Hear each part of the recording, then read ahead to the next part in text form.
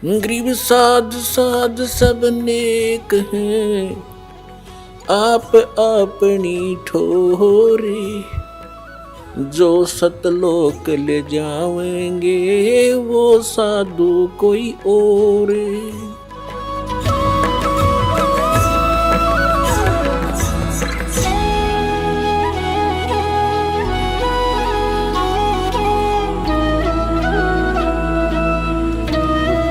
हमारा एक दूसरे से लेन देन है, इसलिए हम यहाँ फंसे हुए हैं। एक लेवा एक देवा दूतम, यहाँ कोई किसी का पिता नहीं पूतम। ऋण संबंध जुड़ा एक ठाठा, अंश में सब 12 बाटा। जब सुखदेव ऋषि अपनी माँ के गर्भ में 12 वर्ष रहे थे, जब बाहर आए आते ही उठकर चल पड़े, अपनी और नाल को कमर पर डाल ली। और जब व्यास जी ने कहा था अरे बेटा मुंह तो दिखा दे, पीठ करके चल पड़ा। अरे 12 वर्ष तेरी इंतजार करी, पुत्र मोह में व्याकुल हो गए व्यास जी, और कहा एक बार शकल तो दिखा दे मेरा बेटा। तो सुखदेव दूसरी तरफ मुंह किए हुए कहता है कि ऋषि जी ना जाने कितनी बार तू मेरा बाप बन लिया, ना जाने कितनी बार मैं तेरा बाप बन लिया। ये तो बूंदी बीमारी है, कट्टन दे मेरा रोग। यूं कहकर आकाश में उड़ गया, इसलिए संस्कार से सिद्धि थी उसमें। तो उसमें कहा था सुखदेव ने कि एक लेवा एक देवा दूतम, और कोई किसी का पिता नहीं पूतम। यहाँ तो ऋण संबंध जुड़ा एक ठाठा, अंश में सब 12 बाटा। यह एक कथा है, बिल्कुल सच्ची समझो इसको। 2 भाई थे, पिता ने पहली शादी करवाई, उससे एक पुत्र उत्पन्न हुआ, वो पत्नी मर गई। दूसरी शादी कराई, उससे दूसरा पुत्र उत्पन्न हुआ। वो पिता के एक की संतान थे, माताओं के 2 के थे। उनकी एज में भी काफी डिफरेंस था। बड़े पिता की मृत्यु होगी, बड़े भाई का विवाह हो गया। छोटा भाई जब 10-1 वर्ष का था उसकी मृत्यु होगी, अस्वस्थ हो गया। इलाज करवाना चाहा, 10-20 हजार 2,000 रुपये लगाए, स्वस्थ नहीं हो पा रहा था। तो दोनों ने पति पत्नी ने मिलकर सोचा, उस बड़े भाई ने और उसकी पत्नी ने, कि आधी संपत्ति का हकदार है, सबको पता है मरने वाला है, बीमार बहुत है, क्यों पैसे व्यर्थ करते हो, इसको विष दे देते हैं या विष का इंजेक्शन लगवा देते हैं। एक सलाह बन गई, क्यों बुरे काम में जल्दी बात बने है, एक राय हो जाती है। तो एक डॉक्टर से बात करी, उसने कहा कि तू ऐसे ऐसे कर दे, इसके इंजेक्शन लगा दे या कोई औषधि दे दे विष की, ट्रीटमेंट आपसे चल ही रहा है।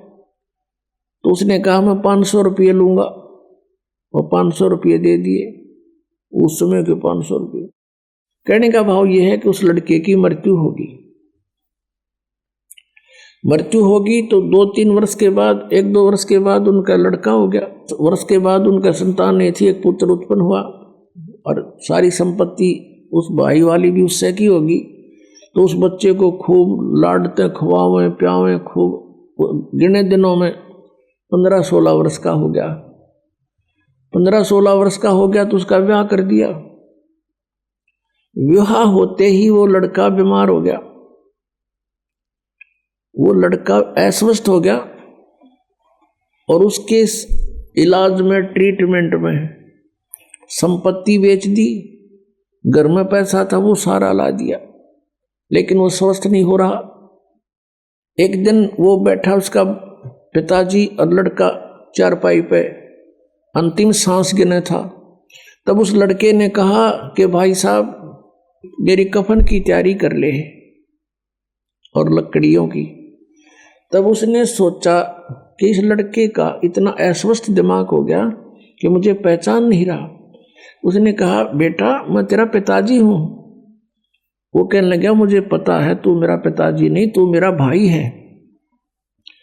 तुझे याद होगा आपका एक छोटा भाई था अखां, और उसको तूने कैसे मारा था, विष देके, और मैं ही वो हूं, और तेरे पुत्र रूप में जन्म लिया मैंने।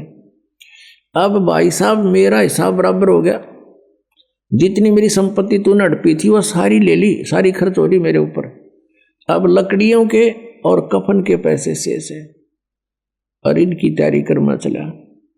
तब उसने पूछा कि भाई बात तेरी सारी साची है, सही मैंने जुल्म किया तो मेरे आगे आगी इकलौता पुत्र है और आगे होने की आस नहीं, मेरा कुल नाश हो गया, मैंने जैसा किया मुझे तो भोग मिल गया। भाई भगवान का न्याय, बड़ी अच्छी बात, मुझे मिलना चाहिए था दंड, परंतु ये जो तेरी पत्नी है इसने क्या जुल्म कर दिया बेचारी ने, ये अब तेरे मरने के बाद इसको जिंदा जलावेंगे, सती प्रथा थी वहां पर,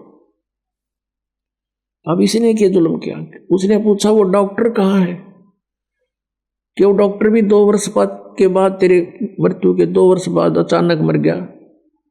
तब उसने कहा कि ये वही डॉक्टर है जो मेरी पत्नी बनकर आई है, अब यह जड़ेगी और नहीं तो और क्या होगा इस पाप आत्मा का। तो यहाँ इन बातों को पुण्यात्माओं आपने अपने हृदय में जचाना पड़ेगा।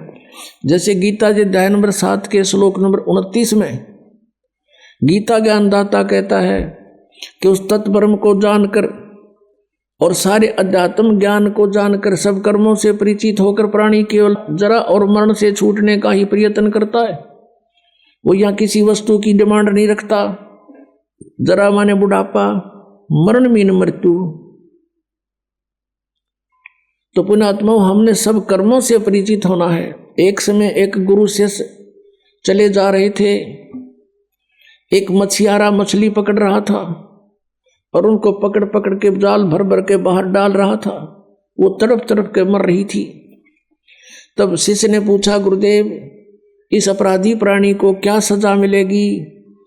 गुरुदेव ने कहा, बेटा आजा फिर बताऊंगा, समय आने पर उत्तर दूंगा तुझे। कुछ 5-7 वर्ष के बाद, 8 वर्ष के बाद दोनों गुरु शिष्य जा रहे थे, जंगल से गुजर रहे थे, वन से। वहां एक हाथी का बच्चा उछल कूद करता करता 2 पेड़ों के बीच में फंस गया, बहुत निकट निकट थे। निकलने की चेष्टा की लेकिन नहीं निकल पाया। निकलने की चेष्टा करने में उसकी सारी खाल छुल गई, वो निकलते आया बाहर, लेकिन इतना लाचार हो गया, वो गिर गया। उसके सारे शरीर में कीड़े पड़ गए, कीड़े, और वो बुरी तरह चिल्लाहट मार रहा है, चिल्ला रहा है।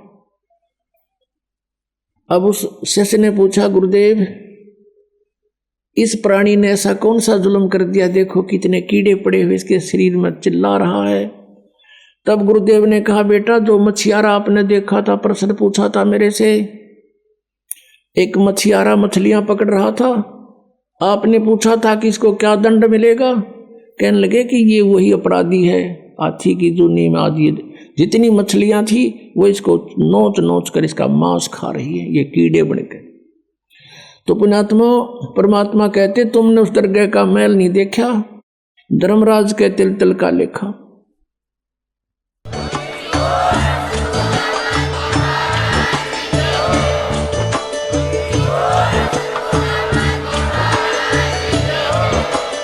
आप सुन रहे थे जगत गुरु तत्वदर्शी संत रामपाल जी महाराज जी के मंगल प्रवचन। अधिक जानकारी के लिए विजिट कीजिए हमारी वेबसाइट www.jagatgururampalji.org। संत रामपाल जी महाराज जी के शुभ आशीर्वाद से पूरे विश्व भर में 500 से भी ज्यादा नाम दीक्षा केंद्र हैं, जिन पर संत रामपाल जी महाराज जी द्वारा ऑनलाइन निशुल्क नाम दीक्षा दी जा रही है। अपने नजदीकी नाम दीक्षा केंद्र का पता करने के लिए संपर्क करें 8222880541।